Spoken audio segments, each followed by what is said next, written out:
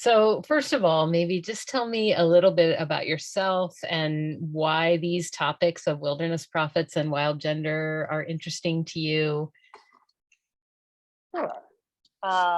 Yeah, I'm Laurel Dykstra. I like it if people just use my name and not pronouns, and sort of a weak second best is they, them when you're talking about me. I am an Anglican priest in the Diocese of New Westminster.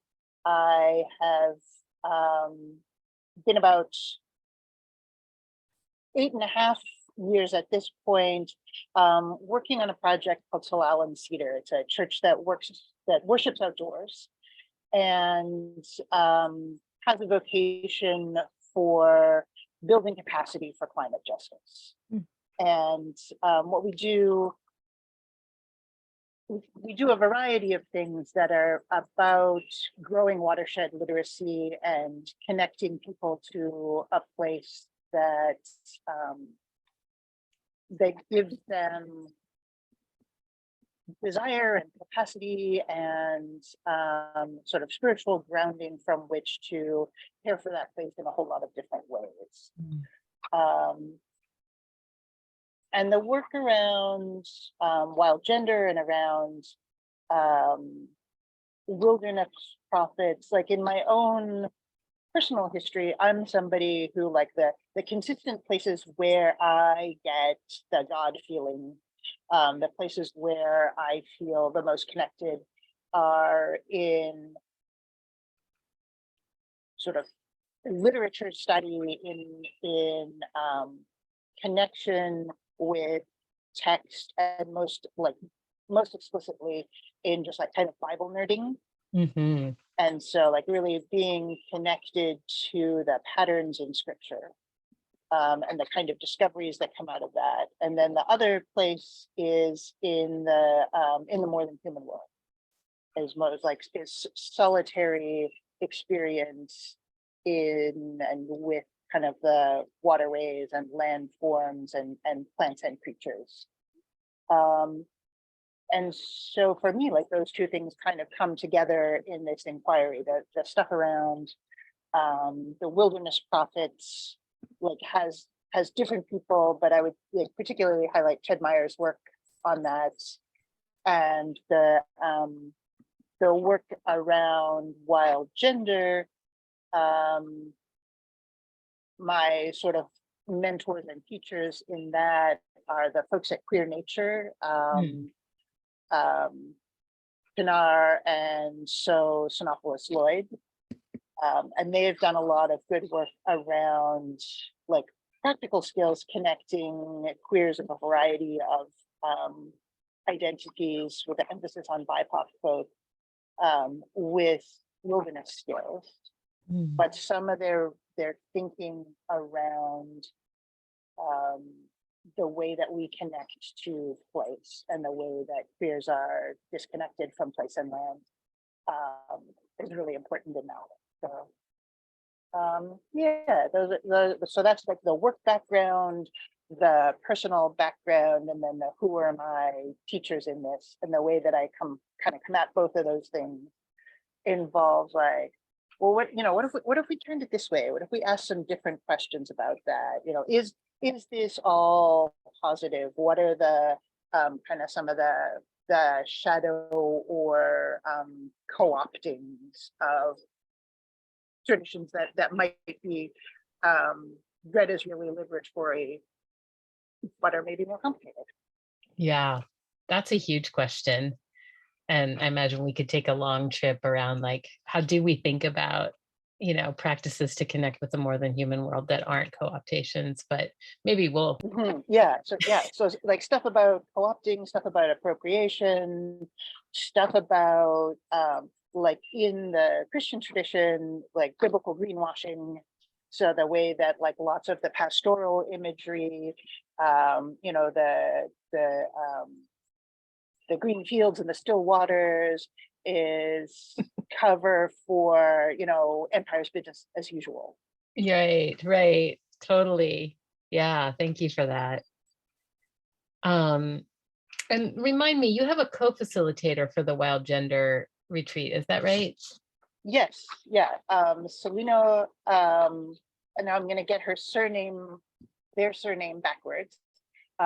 Anyways, Selena Medrano Miller is somebody who's a young person that I worked with at Hillel and Cedar ran a camp for a number of years, Sacred Earth Camp, for building skills in youth for climate justice.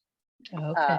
And so Selena was a counselor on that. And as the wild gender stuff was coming to the fore, I invited her to come and bring some of her perspectives. And it was a great, super great collaboration to see somebody kind of make this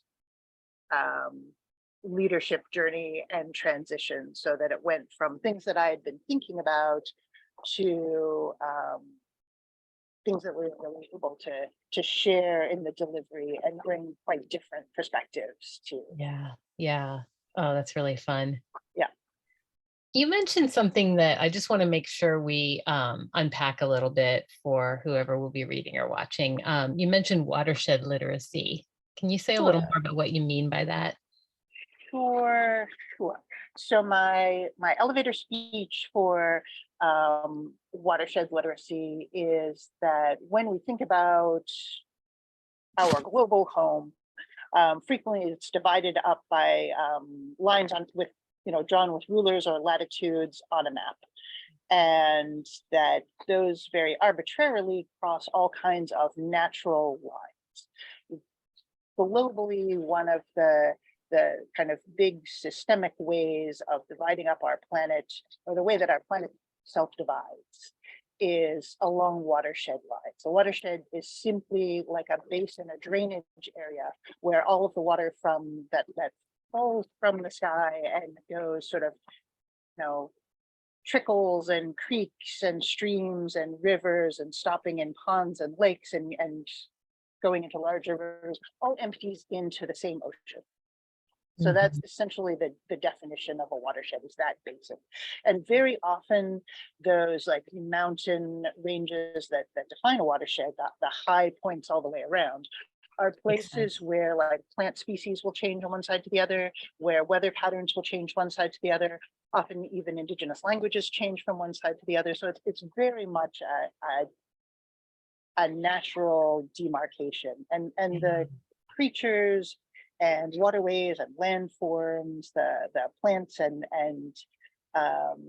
other humans that share our watershed, we're all in this natural lifeboat together, and so Yes. they're our best allies, and we're impacted by the same harms, and benefited by the same goods.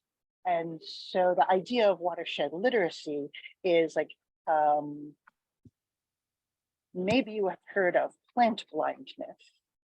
A Oh, phenomenon that's been sort of documented scientifically is that people don't see plants. Like visually, we engage with plants differently and see them as sort of a wall of green or like a backdrop, but right. we don't see them as individuals. And that's about, being disconnected from them as a food source, as a source of medicine, as a sort of source of threat to agriculture or to physical harm, because they don't mean anything. And we have this, extremely high literacy for things like corporate logos, right? Like Wow. that many people like can identify many more corporate logos than they can plants in their bioregion Yes. and what's growing outdoors. And so watershed literacy is being able to know and recognize your watershed neighbors. So if you think about that kind of the biblical mandate to love your neighbor, who are your watershed neighbors? What are the local species of your place? What are the landforms? Where does your drinking water come from? Where does the water go when you flush the toilets? Are Wow. is the vine that you consistently trip over when you go for a walk, is that an introduced species, or is that a native species? Thank you. Yeah, that's fantastic. I mean, my brain is going in a million directions, but I will share just one experience I had recently. I was waiting for someone who was going to go for a walk with me in a local regional park, and there were no people around, and the person wasn't there. And I had this moment of like, oh, my brain wants to tell me that I'm alone and nothing is happening here. Meanwhile, there are all kinds of, redwood trees and oak and shrubs and all kinds of, other sorts of people who are there with me. So yeah, I have this tendency to think the landscape is empty if there are no humans. It's so strange when you start to question it that we would think that way. So thank you for foregrounding that. What are you most excited about in either or both of these retreats? What are you looking forward to? I am excited to do this work in a different bioregion. Mm. That's very exciting.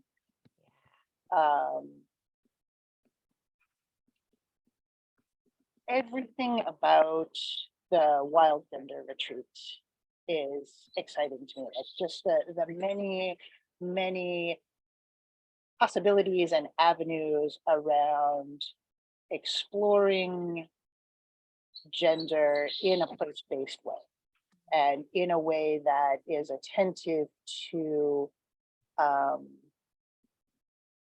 what in the program, like we talk about creatures, Yeah. and who might inspire or model or invite or have ancestors for us, our own kind of gender. Yeah. So that's exciting, and it's exciting. The two times that we've run Wild Gender previously have had quite interesting cohorts, and our partner in this undertaking, Queerest and Dearest, is a church-based family camp with a really intergenerational kind of focus. So rather than summer camp where, only 11 to 14-year-olds go away, there's very much a queers and who they call family come to camp. And so it's super great to do that with this program that's, autonomous older teens to adults oriented. Mm-hmm. But with a partner organization and with a philosophy that's really around like intergenerational mentorship. Oh, I love that. In all directions. Yeah. So that's exciting. Yeah, I'm excited to see who will come. And and I'm thinking about the wilderness prophets. I've been doing, just because the lectionary has lended itself well recently, been doing a lot of reflecting on trees. And there's such a lot in scripture around people who have important spiritual experiences under trees, and often named trees. And so thinking about some of that relationality is very exciting. Thinking about doing this work with people who are engaged in climate justice, and how this is a tradition that can strengthen us for the work of climate justice, also super exciting. Yeah. Super And I'm powerful. excited to see who comes and to Yeah. hear about what's live for them. Yeah. And what you're saying is making me think about, I read a lot of and listen to a lot of Bio Akomolafe, and he's always talking about how I have only recently got turned on to him, and I'm so grateful. Yeah. Yeah, he's got a really fascinating framework around um, how we're not the primary agency in the world. Actually, human beings are only part of the agency in the world. And as you're talking about the trees in scripture and about this moment in the climate justice struggle, like who are our allies, you know, and how are we working consciously with trees and plants and fungi? And yeah, that's, I love that question. It makes me want to ask you too, around the wild gender, are there particular neighbors, particular species who have been influential in how you think about your own gender or gender in general? Um, good, good question. And I will give a sideways answer to that. I am extremely fond of raptors. I really like birds of prey, um, daytime, nighttime, doesn't matter. And one of the things about raptors is that they have a sexual dimorphism, and it's lots of the things around wild gender. You can sort of go too far into the like, oh well, because it's okay in the animal kingdom, it's okay. Like Right, it's okay, whatever. right. You don't need to justify it by models in nature, but in raptors in general, females are like a third larger than males, and quite consistently. And there are a bunch of hypotheses about why this is so, why there's this sexual dimorphism that is you know, different to what we see in humans, different to what we see in some species. Um, and and a variety of the theories are um, around things like it's a challenge for predators and for territorial creatures to get close enough to mate. Mm, If you spend a lot of time, like, defending your space, how do you figure out that somebody's safe to come in? yeah, And so, like, those are things to think about around gender, to think about around metaphor, to think about, you know,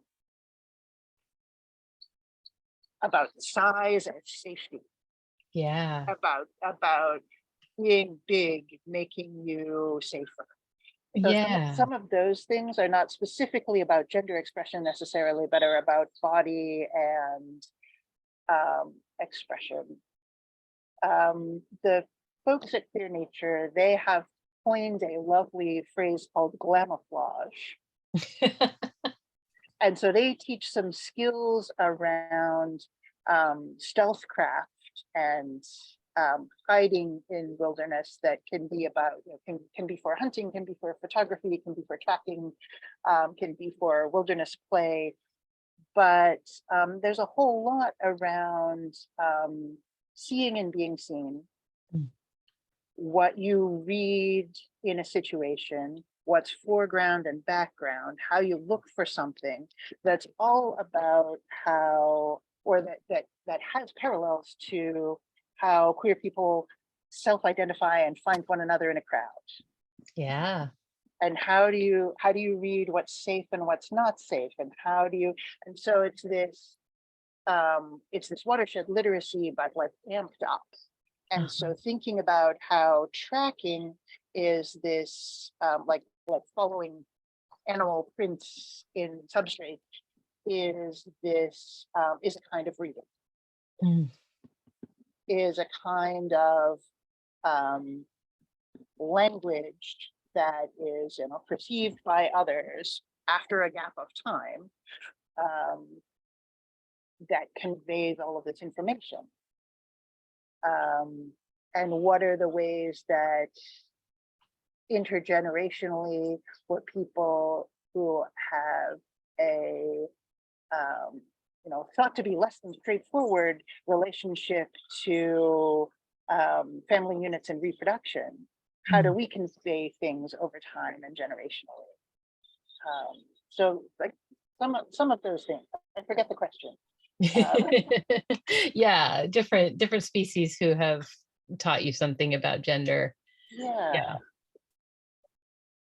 So like nothing so straightforward as the like, oh, observe the cattail or bulrush and the way that it is, you know, one sex on this end and another sex on the other end, and that is me. But Right. and in the conversations that we have had when we do the retreat, some people very much have those experiences where like there's a particular kind of creature teacher that is a mentor for them, and that identity around their gender has really crystallized around that. Sure. But I do delight, and I'm going to get the name of the book wrong. There's a fabulous book about queer expression in the animal world. Oh, is it the Queer Ducks? No, That one's no, good too. no. Really. This is it's a whole bunch of sort of case studies at one end, and then it's kind of a bestiary at the other end. Oh, cool. I think it's called Nature's Exuberance. But so I do delight in the like all the possibilities and all of the like very excellent and enthusiastic ways in which our companions in the created order are going about the business of being themselves in ways that are quite, you know, like that are fabulous, that are subtle, that are boring, that are extravagant. So there's the there is no lack of models and examples. And I love that. Like it's a whole range, and that means there's a whole range, and we can see and recognize and celebrate all of that. That's awesome. Yeah. Kind of similar question in that I'm asking about your own experience, but one of the things you mentioned in the description of the Wilderness Prophets retreat is that it will involve contemplation and discernment in the more than human world. And I'm wondering if there's anything you'd like to say about your own experience with that. Here's the thing I will say. I'm very seldom quiet in my head. And Relatable. like think a lot in words and lots of narration going on. But when I am, particularly like if I'm photographing birds, but if I am, there's a different kind of noticing that I think is the same as, or at least analogous to prayer. That there's a kind of attention and real shifts in the way that you perceive, the way that I perceive.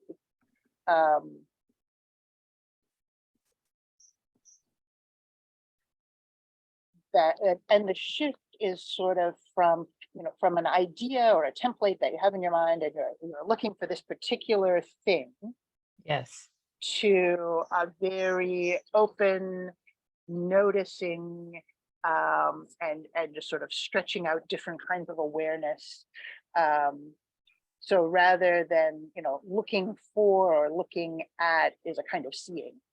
Yes. So that's a thing.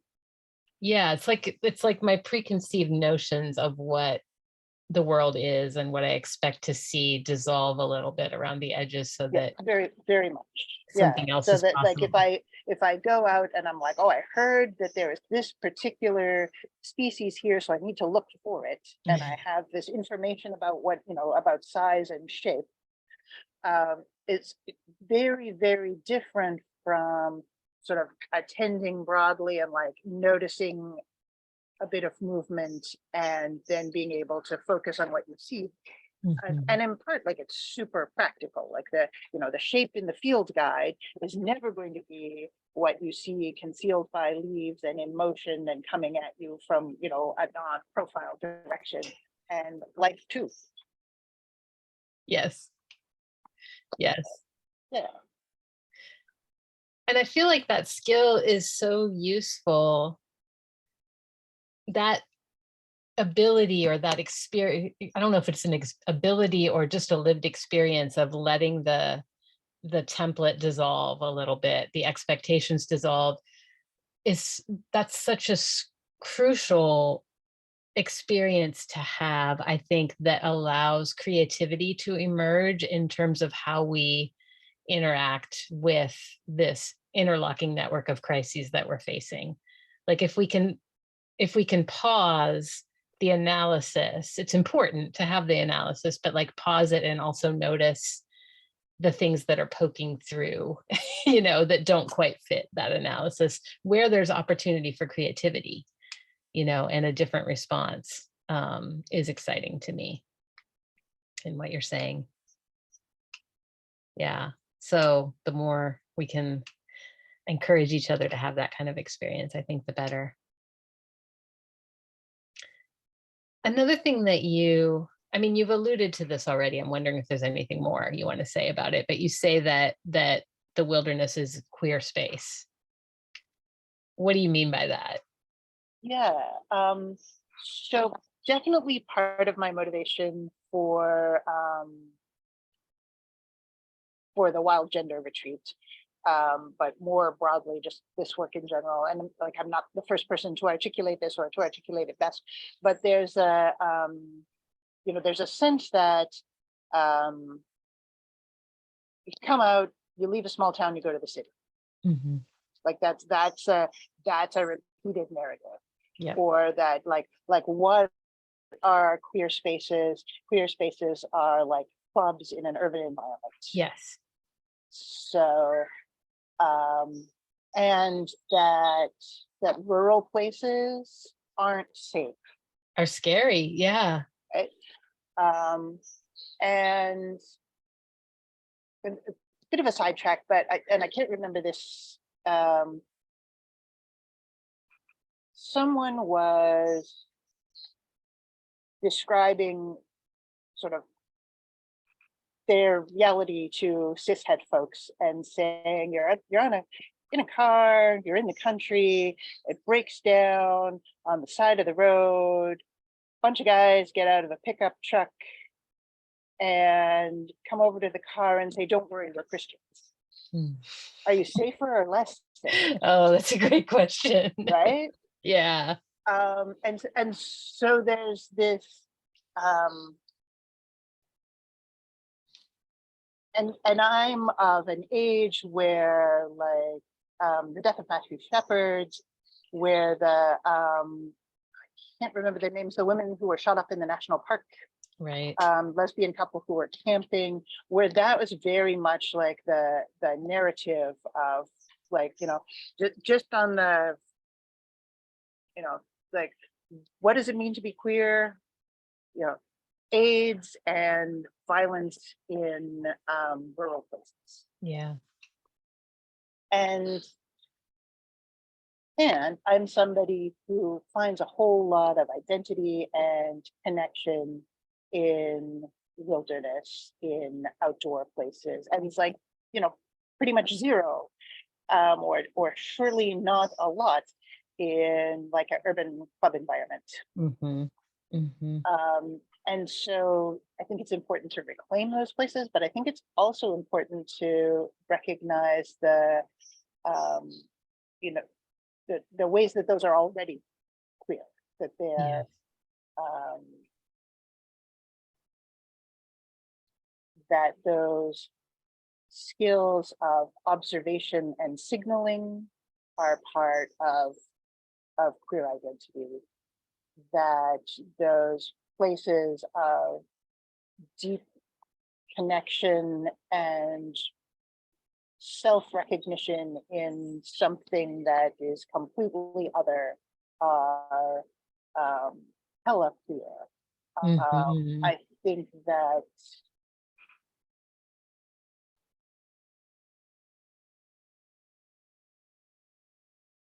pushing back on, and I want to really also push back on the sort of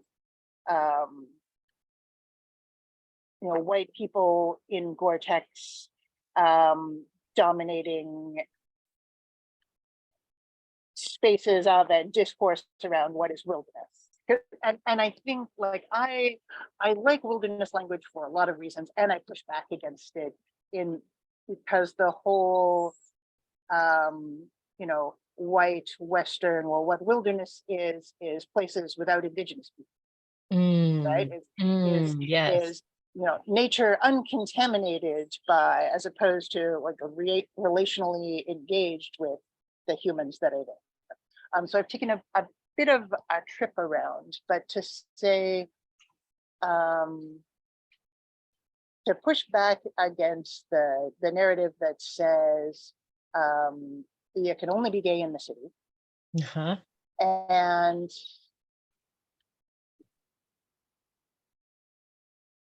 that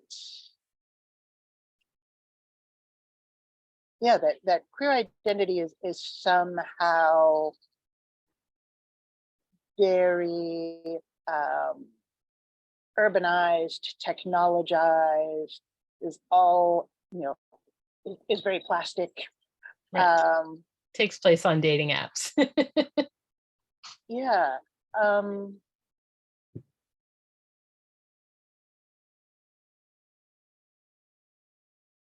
And the disconnect from that enormous riches that is a shared heritage. Yes. Is a thing that I would like there to be less of that disconnect. Yes. And yeah, and so I think another sort of story is like gay identity around sports and around team sports and organized engagement with bodies and athleticism. And I think that there is a real connection, a bodily connection in wilderness places, on the land,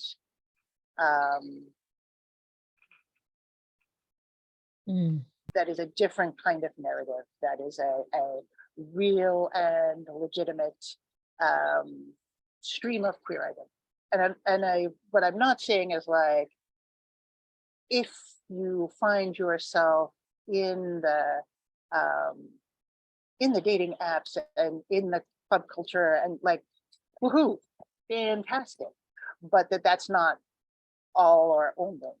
Yeah. And nor like, if you have one, can you not have the other one? Right. Right. It's not an either or. That all of the opportunities are available, and the sort of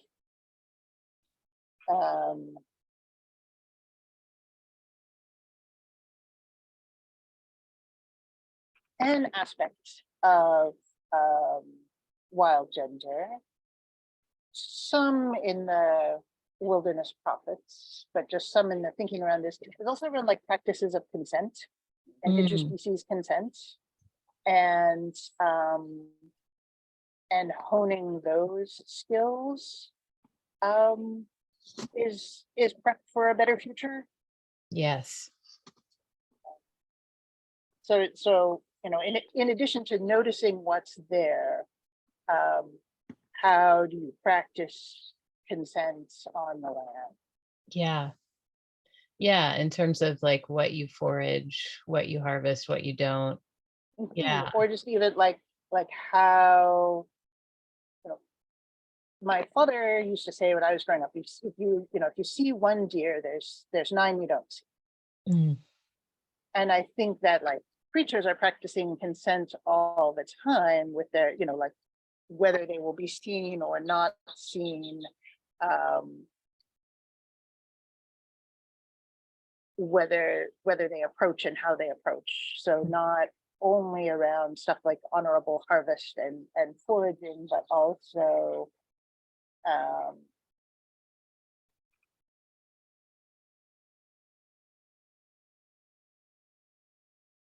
different ways of engaging physically, visually, Mhm. Mhm. some Yeah. of those things. Yeah. And, Yeah. and as I'm saying this, I want to emphasize again, like the work of the folks at Queer Nature, because I draw on their work quite a lot. Hmm. Yeah. Yeah, And, definitely. and I think also, I'm going to leap back to a previous question. Um, I took a workshop with the folks at Queer Nature, doing stealth craft, and so playing lots of hiding games in the woods. Mm, And I think that like a really significant part of that, um, kind of laying prone on the land and also being like physically disoriented in terms of like up and down oh, is a really, um, opens a variety of doors of perception mm, where your capacity to be connected and to notice um, is really different from our usual upright posture, head very far away yeah. from the ground. Yeah. Yeah, I love it. I feel like throughout this conversation, I've been thinking about the ways that what you're talking about mm, breaks up or challenges our habitual socialized ways of perceiving the world and the situation we find Mhm. ourselves in, so that Yeah, new and possibilities. that's spiritual practice, right? Yes. Yeah. So some of both of these different events are like, let's go outside and do a thing and see what happens, see what we notice. Yeah. Yeah. Super fun. Um, One last question is coming to me, and that is like if you were going to say, um, there's a part of the OkCupid profile that says, message me if, and then you're supposed to put like, if you're interested in this and that. Do you And like pina coladas and getting caught in yes, the rain? yes. Okay. So if we were going to do in the OkCupid profile for either one of these retreats, come to this retreat if, what would you say? So come to Wilderness Prophets if you are listening for a call. Mm. Come to the Wilderness Prophets if the trees are speaking to you. Yes. Come to Wilderness Prophets if you're excited about Bible nerding out.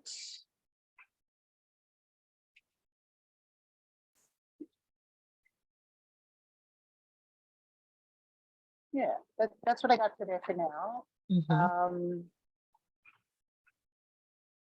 yeah, and come to Wild Gender if you have questions about all of the possibility of who you might be on the wild spectrum of gender expression, um, from camouflage to butterflies.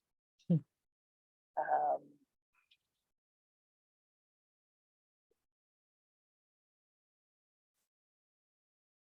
Um, and be all of who you can be and all of who creation is. Yes. I don't know. Beautiful. Yeah. I love it. Like, why would people not want to come to this? Everyone wants to come. Right? Yes. Yes. For Yeah. If you're a queer camping weirdo and you want to go deeper. sure. Awesome. That's definitely going in the write up. Anything else that you want to share about either of these retreats, how you're approaching them before we sign off?